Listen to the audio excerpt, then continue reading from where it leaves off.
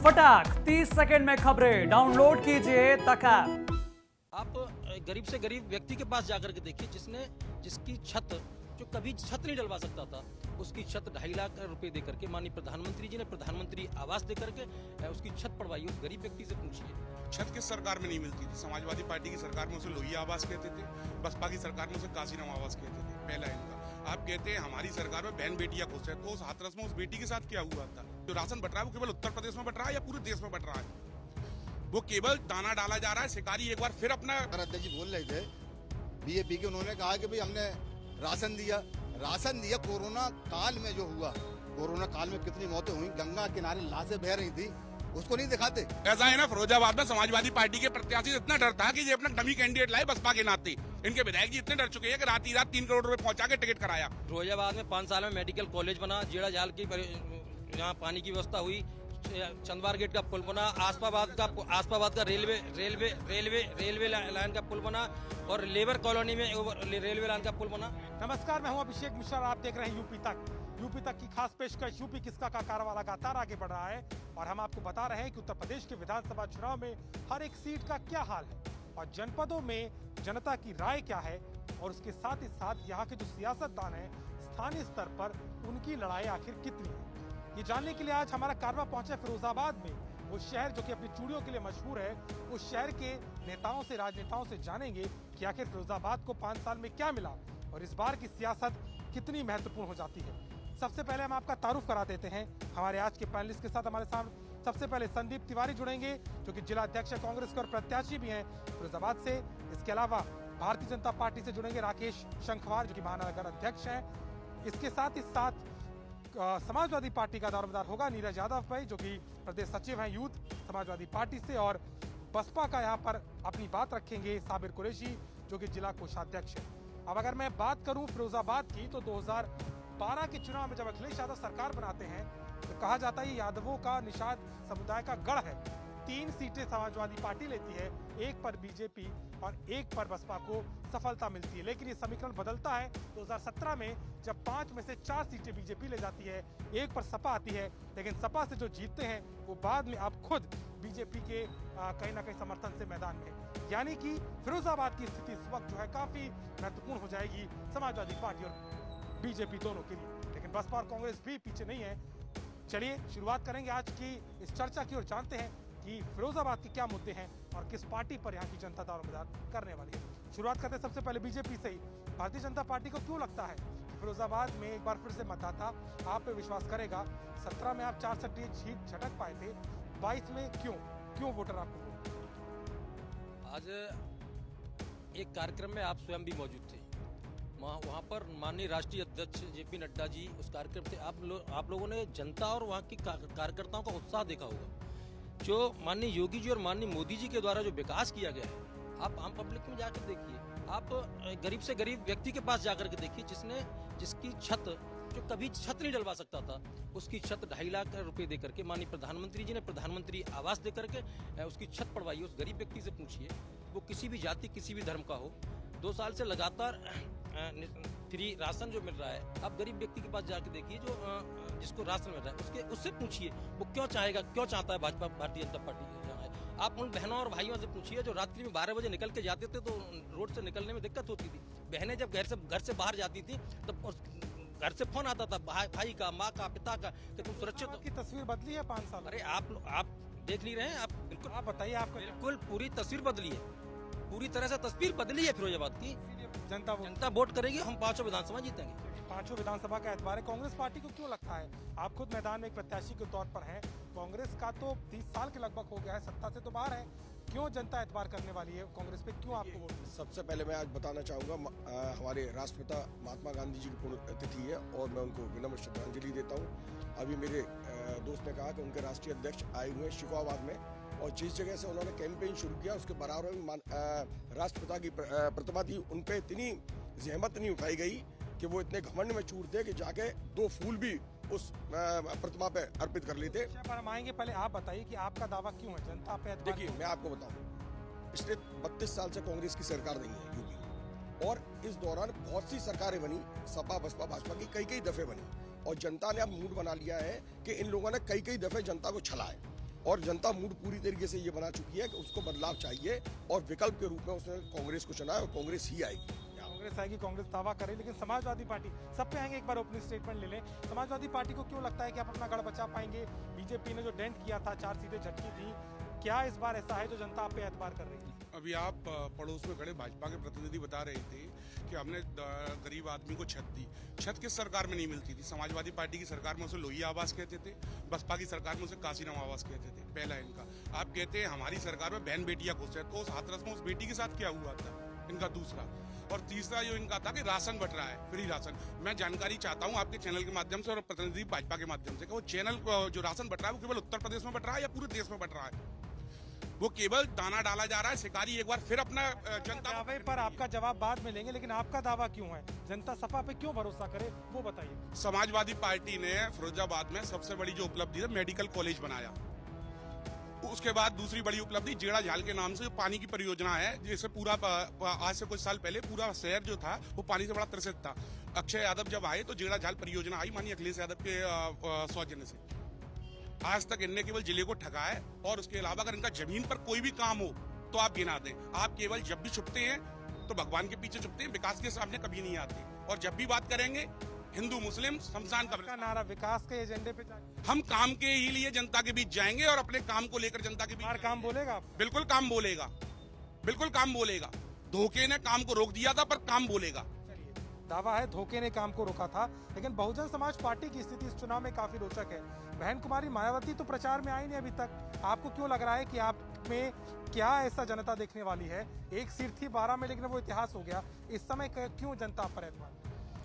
Sir, हम 5वीं बार सरकार बनाने जा रहे हैं और पूरे स्पष्ट बहुमत के साथ हम बनाने जा रहे हैं। वो हम इसलिए बनाने जा रहे हैं क्योंकि सर्वजन हिताय सर्वजन सुखाय के जो नारा है हमारा बहुजन समाज पार्टी का, क्योंकि हम संविधान के मानने वाले लोग हैं और भाईचारे में यकीन रखने वाले लोग हैं। हम बहुजन समाज पार्टी ने जो 2007 से लेकर 2012 का जो हमारा कार्यकाल था, उस कार्यकाल के दौरान बहुजन समाज पार्टी ने उत्तर प्रदेश को वो दिया जो आजादी से लेकर आज तक किसी सरकार देने वाली है। भरोसा कैसे करे जनता आप पे? अब क्या देने वाली है? क्योंकि पत्थर लगाने का आरोप लगता है, पैसे लेकर टिकट लेने का आरोप लगता है। इन तमाम आरोपों के बीच अब आप क्या देंगे? लोग आरोप लगाते हैं, बेबुनियाद के आरोप हैं। वो विरोधियों का तो काम ही आरोप लगाना है, क्योंकि अब जो हमारा जो एजेंडा है इस उत्तर प्रदेश को खुशहाल प्रदेश बनाना, उत्तम प्रदेश बनाना। क्योंकि अभी जो मौजूदा सरकार चल रही है उसने सिवाय लूटने के अलावा और कोई काम नहीं किया है। सिर्फ अभी जैसे कि हमारे नगर अध्यक्ष जी बोल रहे थे बीजेपी के, उन्होंने कहा कि भाई हमने राशन दिया। कोरोना काल में जो हुआ, कोरोना काल में कितनी मौतें हुई, गंगा किनारे लाशें बह रही थी, उसको नहीं दिखाते। वो जो सीन क्रिएट था, वो जो सीन क्रिएट था तमाम टीवी चैनल्स और मीडिया के माध्यम से, सोशल मीडिया के माध्यम से था, उसको नहीं दिखाया। लाशें आप भी विकास की बात कर रहे हैं और आपकी बनती। बिल्कुल हम सरकार बना रहे हैं। मैं आपको आंकड़ा बताता हूँ, सूरताबाद के अंदर 5 सीटें विधानसभा की और आगरा के अंदर 9 सीटें विधानसभा की और मथुरा के अंदर 5 सीटें विधानसभा की, यानी कि 5 और 5 10 और 9 19 सीटें होती हैं। 19 सीटों में हमारी 11 सीटें आ रही बहुजन समाज पार्टी की। दावा बसपा का 11 सीटों का है सूर्य मंडल में। बीजेपी के पास में आ रहा हूँ ये सवाल लेकर के कि लगातार विपक्षी आपके ये आरोप लगाते हैं कि आप केंद्र की योजनाओं को राज्य में जारी करके उसका रीब्रांडिंग करके कहीं ना कहीं माहौल बनाने में लगे हैं। राज्य की खुद की योजनाएं नहीं है क्या अभी? क्यों राज्य की खुद की योजनाएं क्यों नहीं? ये पता राज्य की तमाम योजनाएं माननीय योगी जी ने तमाम योजनाएं चालू की हैं। देखिए, पहले तो मैं इनका भाई का एक सवाल का जवाब दे दूंगा आपको। ये जो कह रहे थे अभी के मेडिकल कॉलेज हमने बनाया, मेडिकल कॉलेज का उद्घाटन जो अभी हमारे राष्ट्रीय अध्यक्ष थे जेपी नड्डा जी, ये उस समय केंद्रीय स्वास्थ्य मंत्री थे, इन्होंने उसका उद्घाटन किया था। यहाँ के सारे लोग जानते हैं, ये भी शायद उस कार्यक्रम में मौजूद थे। ये आरोप बार बार क्यों लग रहा है? ये आरोप बार बार क्यों लगा? समाजवादी पार्टी हर प्रोजेक्ट को लेकर उस समय समाजवादी पार्टी की सरकार थी और प्रोफेसर रामपाल यादव जी उसमें मंच पर मौजूद थे और माननीय जेपी नड्डा जी ने उस समय उस कार्यक्रम का उद्घाटन किया था। पर आप क्या कहेंगे जो केंद्र की योजनाओं को लेकर के जो सवाल उठता है कि राज्य में बस वही काम? आप कार्यक्रम में थे, अभी भैया ने आरोप लगाया कि माननीय जेपी नड्डा जी आए और उन्होंने राष्ट्रपति महात्मा गांधी जी के चित्र पर माल्यार्पण भी नहीं किया। मैं इनको बताना चाहता हूँ, आप वहाँ मौजूद थे कि राष्ट्रपति जी के चित्र पर माल्यार्पण हुआ और सभा में 2 मिनट का मौन हुआ। राष्ट्रपिता महात्मा गांधी जी के चित्र पर माल्यार्पण हुआ। को छोड़ दीजिए, मेरा सीधा सवाल है, केंद्र की योजना का क्रियान्वयन ही राज्य में हो रहा है या राज्य का अपना भी एक मॉडल है, क्या देखेंगे? डबल इंजन की सरकार है, केंद्र की और प्रदेश की योजना है, क्या वो सब बराबर हैं? हम दोनों सब दोनों हैं, दोनों योजनाएं हमारी हैं। केंद्र की सरकार हमारी है, प्रदेश की सरकार हमारी है, दोनों है सरकार हमारी है। केंद्र की योजनाएं हमारी है, प्रदेश की योजना। फिरोजाबाद में 5 साल में आपने क्या क्या बदल दिया? फिरोजाबाद में 5 साल में मेडिकल कॉलेज बना, जेड़ा जाल की यहाँ पानी की व्यवस्था हुई, चंदवार गेट का पुल बना, आसपाबाद का रेलवे लाइन का पुल बना और लेबर कॉलोनी में रेलवे लाइन का पुल बना। आप सब देख लीजिए, और जितना विकास फिरोजाबाद में हुआ है उतना विकास शायद ही कहीं जहाँ इनके विधायक हैं उनसे आप जानकारी कर लीजिए। ये बताइए, समाजवादी पार्टी मुझे बताइए, आपके न्यूज नेता हैं, वो कहते हैं कि हमने ये सपना देखा था पूर्वांचल एक्सप्रेसवे का, इसको लेके बहुत सियासत हुई। बीजेपी कहती है सपना देखने से नहीं होता, बनाना पड़ता है। अगर पार्टी बना देती है तो उसको श्रेय को लेकर के लड़ाई क्यों? भाई साहब, पहले तो बड़े भाई की मेरे सवाल के साथ ही फिर एक दूसरे का अखिलेश यादव का सपना था कि हर जिले को एक्सप्रेसवे से जोड़ा जाए। अखिलेश यादव का एक स्वयं में सपना था हर जिले को एक्सप्रेस से जोड़ा जाए। हमने कानपुर मेट्रो का शिलान्यास हमने किया, आगरा मेट्रो का शिलान्यास हमने किया, नोएडा का हमने किया और अपनी सरकार में ही जल्दी से 23 साल में हमने आगरा लखनऊ एक्सप्रेस से चालू किया और आपके नोएडा आपके लखनऊ मेट्रो चालू की, एकाना स्टेडियम चालू किया। सर, हम जो उपलब्धियां लेकर आए हैं सर, केवल ये उसका काम में वो पूर्वांचल शुरू हो सकता था ना, तो पूरा नहीं हुआ तब तो फिर आप जब वो शुरू कर देते हैं तो आप कहते हैं हमारी योजना। सर, मॉडल पूरा तैयार हो गया था, जमीन भी अधिग्रहण हो गई थी, उस विभाग को भी पता है, परंतु इन्हें आदत है कि दूसरे के काम को अपना बताना। दूसरे के काम को इन्होंने 5 साल में अपना कुछ किया हो पर्सनल तो आप बता दीजिएगा। ये बता दिए, अखिलेश यादव के टाइम में फिरोजाबाद में क्या काम हुए थे? अखिलेश यादव के टाइम में सर जेड़ा झाल परियोजना आई। बता रहे हैं कि हमने कर पाए। कौन ने बताया? हमने बीजेपी के नेता। चलिए मेरे साथ 1 मिनट, आपको पता लग जाएगा। के अलावा मेडिकल कॉलेज आया, नगर निगम बनाया हमने इस नगर पालिका को, ऐसी बहुत सारी सुविधा हमने फिरोजाबाद जिले को दी। रोडों का चौड़ीकरण कराया, नई आबादी जो है जहाँ आज तक रोड नहीं थे वहाँ डाबरीकरण कराया रोडों का। रोडों को जो नए गांव थे उनको रोडों से जोड़ा। सर, अखिलेश यादव ने हर गांव को बिजली पहुंचाई। आज ये कहते हैं कि इनकी से बाहर क्यों हो गए? इतना काम करा था, 17 में 5-1-4 का आंकड़ा। इनका धोखा चला ना, इनने जनता को धोखा दिया कि हम एससी का मुख्यमंत्री बनाएंगे, कभी बीसी का बनाएंगे और कभी इसका बनाएंगे। जो आज मुख्यमंत्री है उत्तर प्रदेश में वो तो कभी रेस में ही नहीं थे। इनके 20 हेलीकॉप्टर आप मैं इनसे जानना चाहता हूं कि अभी 4 दिन पहले जब अखिलेश यादव मुजफ्फरनगर गए थे तो उनका हेलीकॉप्टर क्यों रोका गया था? क्या डर है? इस तरीके के आरोप क्यों लगते हैं? अखिलेश यादव क्यों कहते हैं कि आप इनका विजय? अभी जब मैं आ रहा था तो एक वीडियो उस पर आ रहा था, मुझे स्थान का नाम ध्यान नहीं है, शायद आज की घटना है। माननीय अखिलेश यादव जी ने किसी पत्रकार की मारपीट की है और जो ये योजनाएं जो अपनी बता रहे हैं, ये भार्गव पैलेस में हम लोग यहाँ डिबेट कर रहे हैं। मैं अभी ये कहने लगूं कि ये मन में सोच लूं कि ये भार्गव पैलेस मेरा है और मैं यहाँ से चला जाऊं। उसके बाद फिर जब आप यहाँ आओ तो मैं वहाँ बाहर चिल्लाने लगूं कि भार्गव पैलेस मेरा है, भार्गव पैलेस मेरा है, मैं केवल ये चिल्लाने लगूं। वैसे ही जितनी भी योजनाएं आती हैं आपने देखा होगा, माननीय अखिलेश शांत रहिए। माननीय अखिलेश यादव के सपने में जिस तरीके से भगवान कृष्ण आए थे कि मेरे सपने भगवान कृष्ण आए थे, जैसे ही योगी जी और मोदी जी की योजनाएं इनके सपने। महत्वपूर्ण सवाल आपने कृष्ण से बहुत ही महत्वपूर्ण सवाल उठा दिया है। मैं आऊंगा आपके पास में। राम का मंदिर बनाने के बाद, काशी के बाद अब मथुरा की बारी है। क्या यूपी की सियासत में अब यही रंग दिख रहा है? क्योंकि कांग्रेस पार्टी पर आरोप लगता रहा है एक विशेष समुदाय के लिए काम। नहीं, देखिए, कांग्रेस पार्टी पे इस तरह का कोई आरोप नहीं लग रहा है। ये बात से मैं आपकी से कोई इत्तेफाक नहीं रखता हूँ। कांग्रेस पार्टी सदैव विकास की राजनीति करती है, चाहे आप कोरोना संक्रमण काल से ले लीजिए पिछले 2.5-3 साल से। यूपी में जिनकी भी सरकारें हाल फिलहाल में रही हैं, कोई भी व्यक्ति सड़कों पर, माननीय प्रियंका गांधी जी, माननीय राहुल गांधी यूपी की सड़कों पर थे पूरी तरह। 1000 बसें माननीय प्रियंका गांधी जी ने यूपी राजस्थान बॉर्डर पर खड़ी करवाई। और मैं आपको एक चीज बता दूं, मुझे बताइए, मैं इसके डॉक्यूमेंट्स भी आपको अभी दिखा सकता हूँ। मुझे बताइए, ठीक है, चाहे वो जेड़ा झाल परियोजना हो, 750 करोड़ की योजना। झाल परियोजना, मेडिकल कॉलेज पर लड़ाई के अलावा और भी मुद्दे हैं, क्योंकि उतनी देर से तीनों प्रवक्ता। नहीं, आपने तीनों से नहीं पूछा, जो बात सही है आपने जिसने बनवाया व्यक्ति अपना दावा कर रहा है कि हम जिस पार्टी ने उसको बनवाया, वो जिस सांसद ने उसको बनवाया, आपने उससे पूछा ही नहीं ये चीज। मैं आपको बताना चाहता हूँ, माननीय गुलाम नबी आजाद जी स्वास्थ्य मंत्री थे, यहाँ से राज बब्बर जी MP थे, उन्होंने उसको पास करवाया, मेडिकल कॉलेज तब हुआ। और इन्होंने क्या किया ये बता दूं, उत्तर प्रदेश में जहां भी मेडिकल कॉलेज, इसमें जो वर्तमान में सरकार है, इन्होंने जिला अस्पताल खत्म करके उसे मेडिकल कॉलेज का नाम दे दिया और लोगों को बता दिया हमने मेडिकल कॉलेज बनवा दिया। पहली चीज। दूसरी चीज मेडिकल कॉलेज वाली इस योजना के ऊपर आगे बढ़ते हैं क्योंकि बहुत विषय 750 करोड़ की विषय योजना और भी हैं, समय कम है। जब फिरोजाबाद हम आगे और बढ़ना चाहते हैं, विषय और भी हैं, मेडिकल कॉलेज और परियोजना में नहीं अटक सकते। आपकी जो सर्वोच्च नेता है वो 40% महिलाओं को टिकट दे रहे हैं, बिल्कुल। लेकिन फिरोजाबाद में आपके ही अब उम्मीदवार बाहर निकल के कह रहे हैं, चाहे वो फराह नईम हो जो कि बदायूं में कहती है कि मैं मिल तक नहीं सकती, आपकी प्रियंका मौर्य पोस्टल कर बीजेपी में जाके ऐसा नहीं, इस चीज से कोई वो नहीं है, लोकतंत्र है, इसमें हर बात पर अभिव्यक्ति की आजादी है, बोलने का अधिकार है। फिरोजाबाद में मैं आपको बता दूं 5 सीटें हैं यहाँ पर फिरोजाबाद में विधानसभा, इसमें से 3 मतलब यहाँ तो 60% दे दिया उन्होंने। माननीय प्रियंका गांधी जी ने जो ये कहा है कि 40% वो महिलाओं को देंगी, तो उन्होंने उसको पूरा कर रही है। देने का नहीं है सवाल, जिन्हें मिल रहा है वो बाहर आके कह रही है कि हमारी सुनवाई नहीं है, तो देखिए क्या करें। लेकिन जिन्हें मिल रहा है वो क्या कह रहे हैं, आपने उनकी तरफ नहीं गए। उन्होंने कहा बात कम से कम हमारी ये सुतोली एक ऐसी तो महिला निकली जिन्होंने हम लोगों के बारे में सोचा है, महिलाओं के बारे में। आप उस चीज को नहीं लेके चल रहे हैं। महिला सशक्तिकरण के इस कॉन्सेप्ट पे बीएसपी को क्या कहना है? मायावती एकमात्र बड़ा चेहरा है, कई बार मुख्यमंत्री रह चुकी हैं, महिलाओं को लेकर के आपका कोई प्लान है?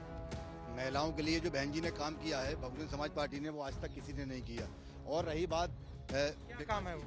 बहुत सारे काम महिलाओं के लिए किए हैं। मूर्ति लगवाने का? नहीं, मूर्तियों को ये तो आरोप लगाते हैं, महापुरुष की मूर्ति को बनवाना कोई गलत बात नहीं है। तो खुद की मूर्ति लगवानी? नहीं, अरे कोई अगर उसका कार्यकर्ता है, कोई नेता है, अगर उसने लगवा दिया अपनी इच्छा से, अपनी इच्छा, अपने कार्यकाल में खुद बीएसपी सरकार ने ये मूर्ति लगवाई। सिरसागंज के अंदर अभी एक कार्यकर्ता ने अपने निजी पैसे से बहन जी में अपनी आस्था रखते हुए उसने अपनी मूर्ति बनवा दी। सशक्तिकरण का क्या काम है, वही तो पूछ रहा हूँ। सबसे बड़ी नेता आपकी खुद महिला मुख्यमंत्री रही हैं, उनका क्या प्लान ऑफ एक्शन है? प्लान ये है कि आज महिला असुरक्षित है इस उत्तर प्रदेश के अंदर।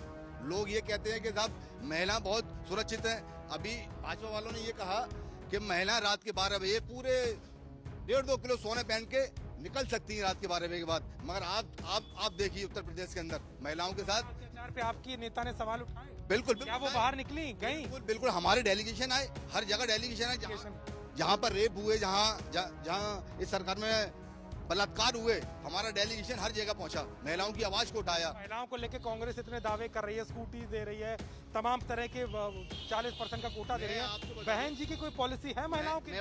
मैनिफेस्टो बहुजन समाज पार्टी बिल्कुल अपने नहीं निकालती, क्योंकि हमारा मैनिफेस्टो हमारा संविधान है। संविधान जो हमें इस देश में हर तरह की आजादी, हर तरह की सुरक्षा देता है। ये हमारा संविधान ही है जो इस देश को चला रहा है। मैनिफेस्टो का इंतजार है क्योंकि आप खुलकर नहीं बोल पा रहे। समाजवादी पार्टी पर लगातार बीजेपी का आरोप है, गुंडा राज, माफिया राज, तमाम अवैध कब्जों को छुड़ाना, ये सब हमने किया और 5 साल में ये तूती बोल रही है। मुजफ्फरनगर दंगों का खुद मुख्यमंत्री बात कह रहे हैं कि पलायन रोका गया, इतने परिवारों जो लोग जिनकी मृत्यु हो गई। आपको लग रहा है ये जो बातें हैं ये बदलाव है या ये परसेप्शन क्यों है सब? अब उत्तर प्रदेश में ये स्थिति आ गई है, देश के गृह राज्य मंत्री वहां जाके बताएंगे कि आप क्या पलायन हुआ था। कमलेश तिवारी हिंदूवादी संगठन के बहुत बड़े नेता थे जिनकी लखनऊ में हत्या कर दी गई। विवेक तिवारी एप्पल कंपनी के मैनेजर थे जिनकी लखनऊ में हत्या कर दी गई। कानपुर के एक व्यापारी थे मनीष गुप्ता जी जिनकी गोरखपुर होटल में हत्या कर दी गई। अरुण वाल्मीकि एक लड़का था आगरा का जिसकी हत्या कर दी गई। जितेंद्र यादव जिम ट्रेनर था उसकी हत्या। हाथरस की बेटी के साथ क्या हुआ, लखीमपुर खीरी में क्या हुआ। अगर उसके बाद भी अगर मैं धाता हूँ, अगर मैं गलत कह रहा हूँ तो भारतीय जनता पार्टी के पास ऐसा क्या है? आज भी आप स्थिति देख लीजिए पूरे उत्तर प्रदेश की। ये कहते हैं कहीं भी कितना भी सोना लाद के कोई भी चला जाए कुछ नहीं होगा। आपके लिए क्यों कहते हैं लाल टोपी वालों से सावधान, देख लेंगे अगर कहीं जमीन या मकान तो कब्जा कर लेते हैं। लाल टोपी हमेशा स्वतंत्रता संग्राम में हर चीज में अगड़ी रही है। इन्हें डर है लाल टोपी से, इन्हें डर है लाल टोपी से। ये लाल टोपी जो क्रांति की निशानी है उससे इन्हें डर है।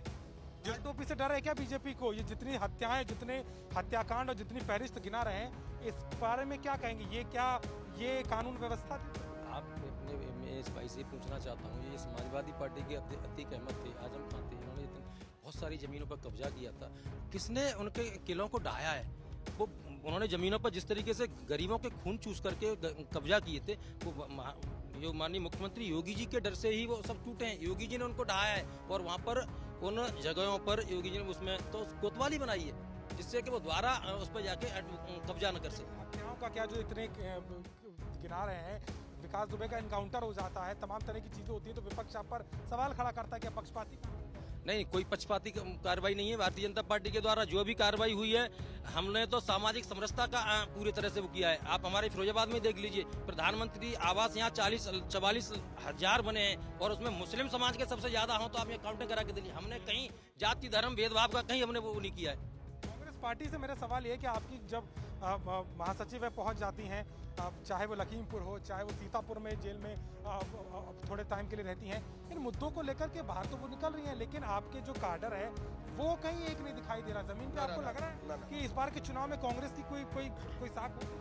साख पूरी तरह से होगी। जनता के बीच में कांग्रेस का एक एक कार्यकर्ता है। मैं आपको बता पहुंचेंगे, संगठन ही नहीं सही हो पाया। मैं आपको बताता हूँ, देखिए अभी फिरोजाबाद के बारे में आपको शायद जानकारी नहीं हो। फिरोजाबाद में डेंगू की स्थिति में सितंबर के महीने में ये हुआ, तकरीबन 5,000 यहाँ पर मौतें हुई, बच्चों की, औरतों की, जवान की, बुजुर्गों की डेंगू से। और उसमें सिर्फ एक ही पार्टी ऐसी थी, कांग्रेस पार्टी, जिसने 44 दिन निःशुल्क रसोई चलाई इस जिला अस्पताल में। डेंगू के पेशेंट्स के लिए निःशुल्क एम्बुलेंस चलाई, कोई पार्टी नहीं आई। और बस इन पार्टियों ने ये काम किया जो वर्तमान में सरकार थी, कि किसी भी तरीके से इस रसोई को बंद किया जाए, किसी भी तरीके से इस रसोई को। सरकार ने कुछ नहीं किया, कोई भी नहीं कह सकता। मैं आपको खुद आए थे, दावा करके गए थे। हाँ, मैं आपको बता रहा हूँ, किसी ने नहीं। बस बीजेपी सरकार ने एक दिन कांग्रेस के बराबर में अपनी रसोई लगाने की कोशिश की, तो यहाँ के माननीय विधायक जी ने उसको शाम तक बंद करवा दिया। उसी दिन, सेम डे, कांग्रेस की 44 दिन बिल्कुल निःशुल्क रसोई चली और 44 दिन एम्बुलेंस चली यहाँ पर। पहली चीज, कोरोना संक्रमण काल में कांग्रेस पार्टी ऐसी थी जो लोगों के घर तक अनाज पहुंचा रही है। बीजेपी ने क्या किया मैं बता दूं, यहाँ पर एक रोटी बैंक चलती है, और अखबार में उसकी कटिंग बाकायदा अखबार में, उनसे रोटी बैंक वालों से पैकेट छीने, उस पर अपनी स्टिकर लगाया और लोगों को देना। तो रोटी बैंक वालों ने कहा डीएम से शिकायत की कि हमारे यहाँ से आज से हमने रोटी बैंक बंद कर दी। ये बात कह रहे हैं बीजेपी से पूछ लेते हैं। ये जब बुखार फैला था, क्योंकि इस बार तो कई नए तरह के भी बुखार आए, जिस तरीके की बात कह रहे हैं, कितना अच्छा झूठ बोलते हैं, ये तो आप इनसे ही पूछिए। कितना अच्छा, इतना बढ़िया झूठ बोला है कोरोना काल में। और जब भी कोई समस्या आई है देश पर, ये लोग कहीं नजर आए केवल फेसबुक और ट्विटर के अलावा है ना, तो फेसबुक बाहर से मौतें हुई वो तो कोई दोहराए नहीं ना। जिन बच्चों ने दम तोड़ा और मेडिकल कॉलेज के हम खुद पहुंचे थे, क्या स्थिति थी, उस पर क्या जवाब? देखिए उस समय आगे आप बताइए, जो थे सवाल उसका जवाब दीजिए। क्यों उस समय परेशानी थी, कुछ मौतें भी हुई, माननीय मुख्यमंत्री जी भी यहाँ आए, सारी व्यवस्थाएं कुछ दिनों में दुरुस्त हुई।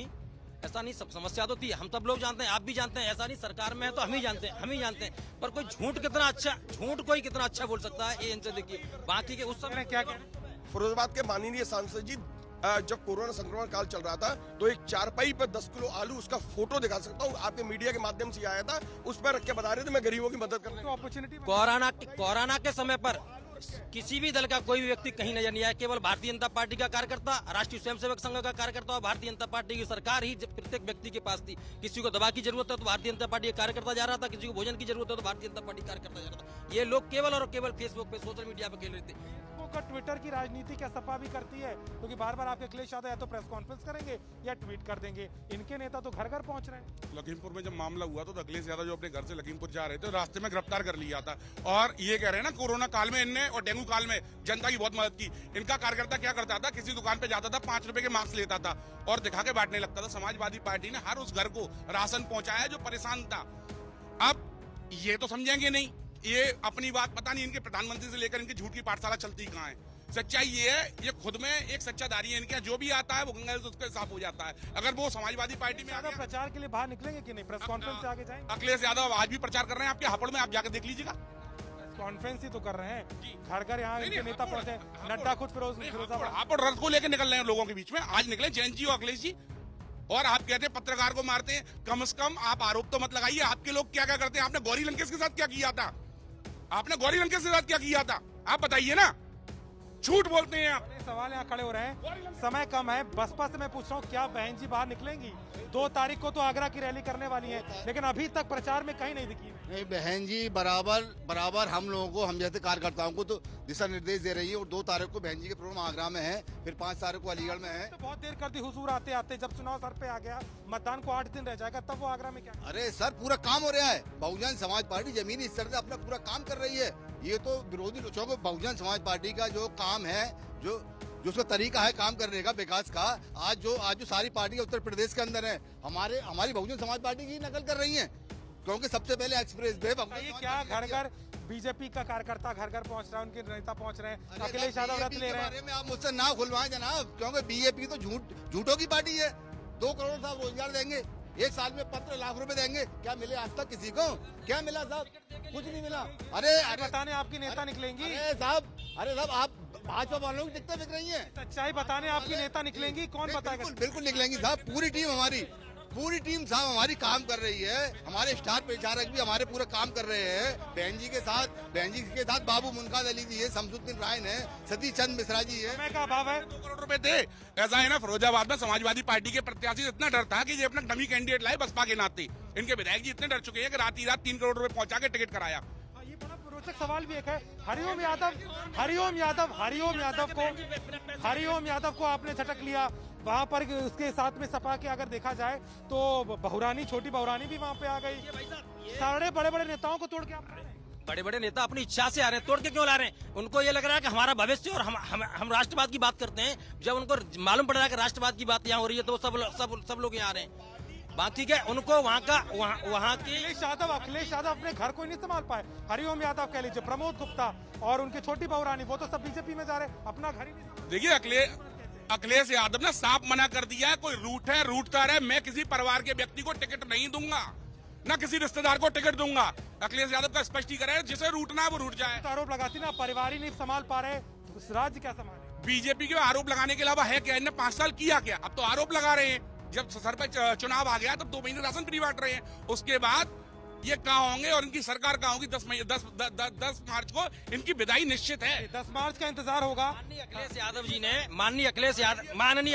जी ने अपने चाचा जी जो शिवपाल सिंह यादव थे, उनकी पार्टी थी प्रसपा, उस पार्टी को खत्म कर दिया, चाचा को खत्म कर दिया, चाचा को जो टिकट दिया। चाचा संपर्क में है क्या? चाचा जो चुनाव लड़ रहे हैं वो भारतीय समाजवादी पार्टी के सिंबल पर चुनाव लड़ रहे हैं। फोटो खिंचवा रहे थे साहब, माननीय सांसद जी 10 किलो आलू रख के फोटो खिंचवा रहे थे। कोरोना संक्रमण काल में इन्होंने मदद की है। इनके माननीय सांसद जी बैठे हुए हैं, 10 किलो इससे फोटो खिंचवा रहे हैं साहब।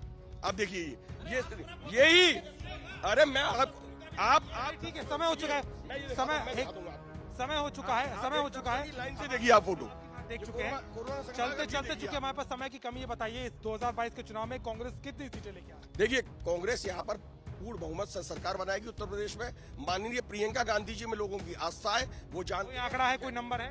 नहीं, नंबर क्या होता है? बहुमत के लिए कितना नंबर चाहिए? आपका कोई टारगेट? हम पूर्ण बहुमत की सरकार बनाएंगे यहाँ पर। बहुमत की बात करें, बीजेपी कितना लेकर के आ रही है? 300 पार का जो नारा दिया है हमारे नेताओं ने, 300 पार होगी, आप देख लिए 10 तारीख को। पार बीजेपी। समाजवादी पार्टी कितना आंकड़ा? 2000। समाजवादी पार्टी प्रचंड बहुमत से सरकार बनाने जा रही है और उत्तर प्रदेश से झूठ का पर्दा साफ करने जा रही है। बहुमत का कोई आंकड़ा है?